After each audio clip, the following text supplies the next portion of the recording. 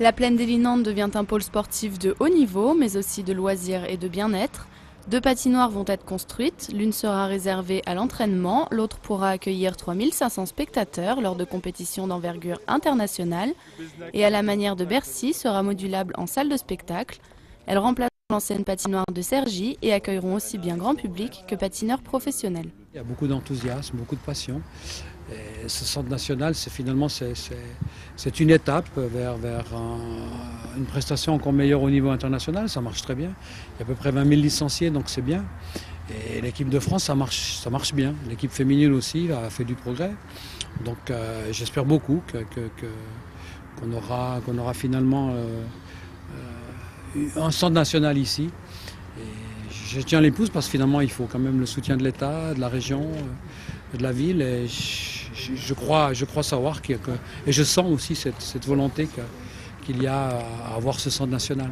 Choisie parmi 6 autres projets, l'agglomération de Cergy-Pontoise mise beaucoup sur cette infrastructure, dont l'objectif principal est de préparer au mieux les joueurs de l'équipe de France et faire enfin connaître ce sport.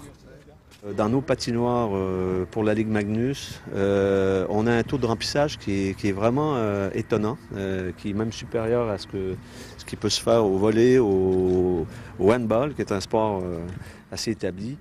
La seule chose qui nous manque, c'est des résultats internationaux. Parce qu'on l'a vu, le handball, avec les résultats des champions du monde, comment, je veux dire, il y a eu un engouement. Nous, c'est un peu ce qui nous manque. Donc, ça veut dire que c'est une préparation de haut niveau et ce centre national, ça sera vraiment l'outil qui nous manque pour gravir les échelons au niveau international et enfin avoir peut-être la reconnaissance du hockey français.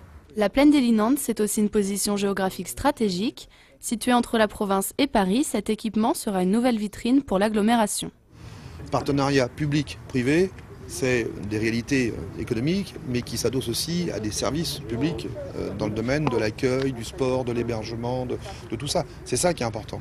Donc on essaie de trouver un point d'équilibre. Évidemment, on imagine qu'ici, si autour de la patinoire vient se greffer un certain nombre d'offres de services, hôtels, restauration, grands équipements commerciaux, qui vont trouver des liens naturels à raison de leur métier et puis de l'activité. Avant de venir patiner au milieu de ce complexe, il faudra encore attendre. Les travaux devraient commencer en 2012 et l'ouverture du pôle est prévue pour février 2014.